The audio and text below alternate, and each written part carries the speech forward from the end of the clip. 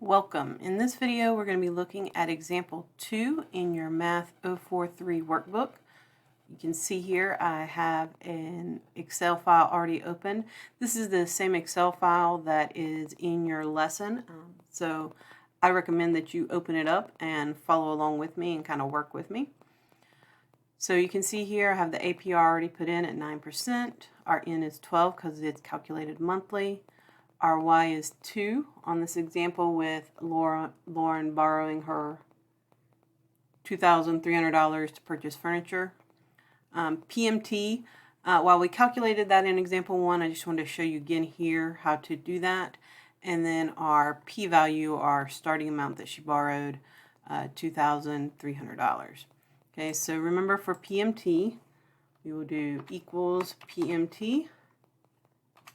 Our beginning parentheses, our APR, that 9%, divided by our N value, comma, our N value times our Y value, comma, and then negative and our P value. End our parentheses and hit enter, and we'll get that $105.07. Okay. So this is the amount of our payment. I'm going to go ahead and type that down here in payment 1, 105.07. And we can just copy that down. Before I do that though, I'm going to go ahead and fill down my number of months. In example 2, they want to know for 24 months because that's how long she's borrowing this money for.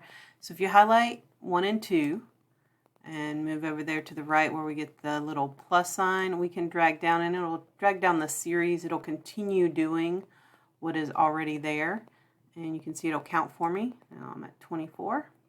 Okay, so then 105, I'm going to copy that down. Notice I did not use a cell reference. I typed that in so it doesn't change. Okay, so I'm going to copy down that $105.07 for my payment. Now to do our amount to interest, remember for our amount to interest, we have to take a percentage of our balance, okay? So for 1 month. So that amount of interest is basically the interest from 1 month, but it's off of the balance. Okay, so equals, we're just using our simple interest formula, I equals PRT, so our principal times our rate, which is 9%. I'm going to type in my 9% again because I don't want it to change when I drag it down. Okay, so 9%. And then times our time here, since it's just for 1 month, would be 1 over 12. So I'm going to put in that fraction, 1 divided by 12.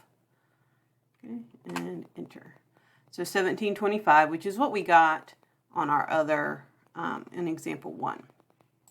Okay, so I'm going to copy down that. Now since I used the reference for my balance, I'm going to copy that down because I do want the balance to change because the month or the interest each month is going to be calculated off of a new balance. Now when I do that, these cells below, C10, C11, C12, they're going to be blank, okay? And the reason for that, is because there's no balance over there for them to calculate on right now, okay? So, see, it's trying to pull from a balance that is empty. As soon as I fill in all of that information, it will self-calculate. So the amount paid to principal, remember amount paid to principal is just our payment amount.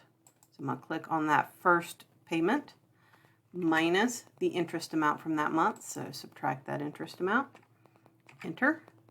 And we get that same 87.82 that we had in our example 1. And I'm just going to copy that down. All right.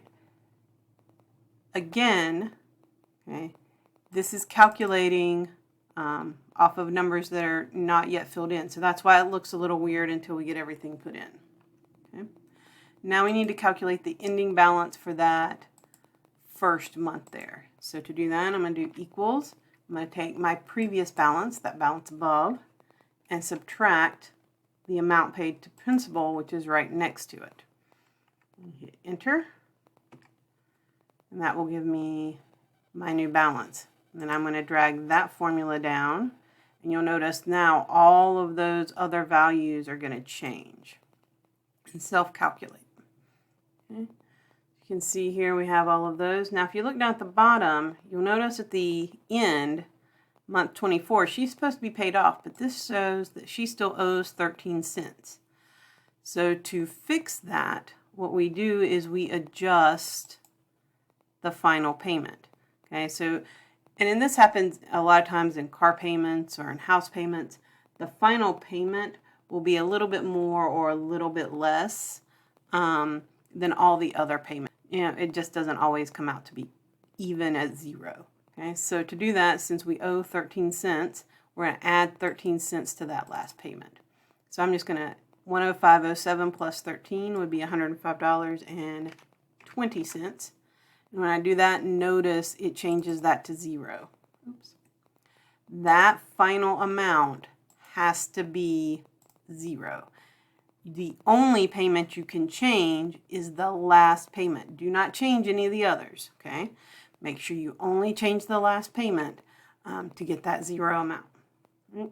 So hopefully that will help you get through example 2.